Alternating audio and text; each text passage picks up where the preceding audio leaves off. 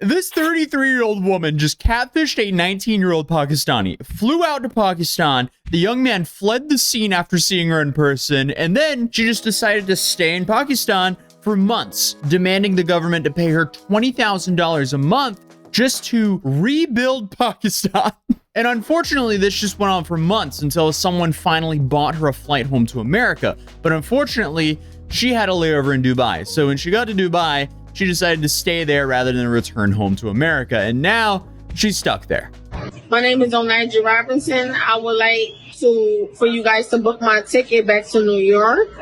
Money is short right now, and I would appreciate it. Thank you. Saying the situation is a dumpster fire would definitely be an understatement, but obviously we've covered Atozy Robinson before, and since then she's now stuck in Dubai. She originally traveled to Karachi, Pakistan, hoping to marry this 19-year-old Pakistani man named Nidal Ahmed Memon, who she met online, and apparently they married each other online as well. How that works, I don't know. But upon her arrival, she discovered that Memon had vanished, and the family had done the same. Likely to avoid her after realizing she'd been catfishing him by using a filter that displayed an entirely different appearance. One of a white blonde woman with blue eyes. I mean, I don't think it requires a marriage counselor to realize starting a marriage when one of the parties thinks the other one looks the polar opposite to what they actually look is a good idea. But after being ghosted, Atozy didn't take the hint and instead began camping out in the parking lot of Memon's apartment, refusing to leave without her husband. All while her tourist visa expired, and instead of trying to return home, she decided to stay put and started a media frenzy where she essentially acted like she was running the country. I'm not talking unless y'all giving me land and 2,000 or more every week. You hear me?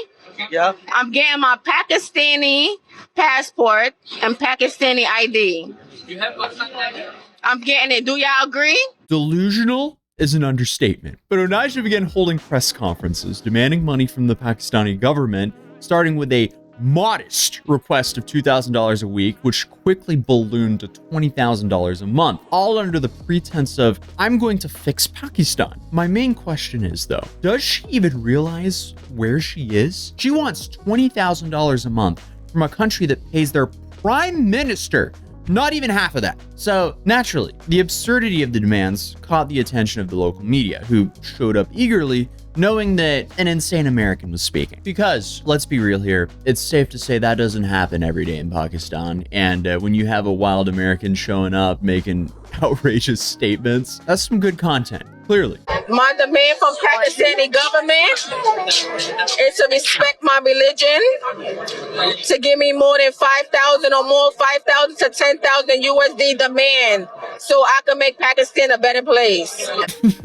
Man, you catfished a young Pakistani man. You are by definition making Pakistan a worse place. But despite her media appearances, Atozy dodged questions about her plans for the funds, citing religious reasons for her secrecy, I guess, while consistently making demands without even clarifying who she was addressing. It's just baffling how she managed to organize these press conferences without any credentials and without anything to back her claims to rebuild a country after simply catfishing a teenager.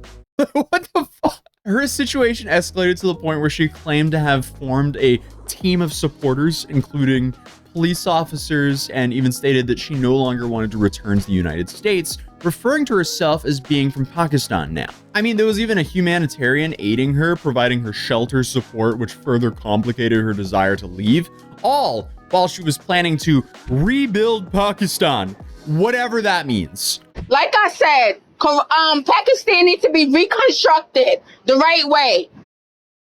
Yeah, I mean, last time I covered this story, I mentioned how a kid claiming to be her son was on the news, asking for her to come home. Apparently, that's been debunked, as the kid has nothing to do with her. Essentially, he was just making content, bandwagoning on this whole internet situation, because it's safe to say no one knows what's going on. So it is easy to just make some stuff up and suddenly, hey, that looks legit, and Just like that, it's news, baby. So the claims that she was manic and depressive cannot be confirmed. But either way, eventually, fake son on the news begging her to return or not, Onija was eventually spotted at the airport towards the end of this whole thing. At first, news networks were saying, hey, she's headed home. She's going to New York. But her flight was booked to New York with a layover in Dubai. And as you guys know, she stayed in Dubai. She landed in Dubai. Her ticket said New York on it, but she went, deuces, I'm not going home yet. So then everyone started speculating that she did this to meet her 19-year-old husband there.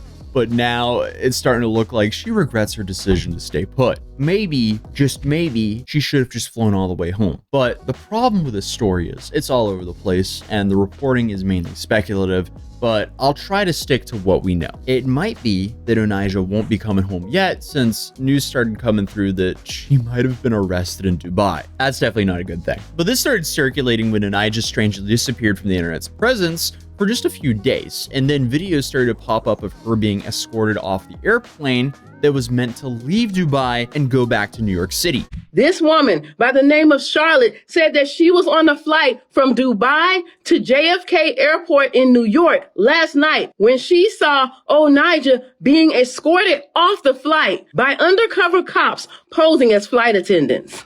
This is the only photo that Charlotte managed to take of her. And at one point, Charlotte says Onija was on all fours as she walked with securities.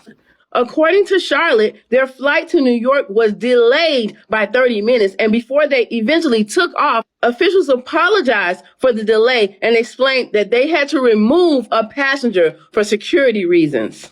Oh boy. So, I mean, if this is true, it sounds like she was in Dubai, effed around and found out. And Dubai is definitely one of those cities that you can really find out legally. But the next question is, what did she do in Dubai to have the authorities remove her from her flight home? Well, pretty soon after Onija went to Dubai, the media continued to follow her and catch her in some pretty insane moments, including one where she threatens to burn a man with her cigarette. If you don't do something, I'm gonna burn your face. And let's see if you touch me out here in the streets. I'm dead ass. I'm not playing. I swear to God.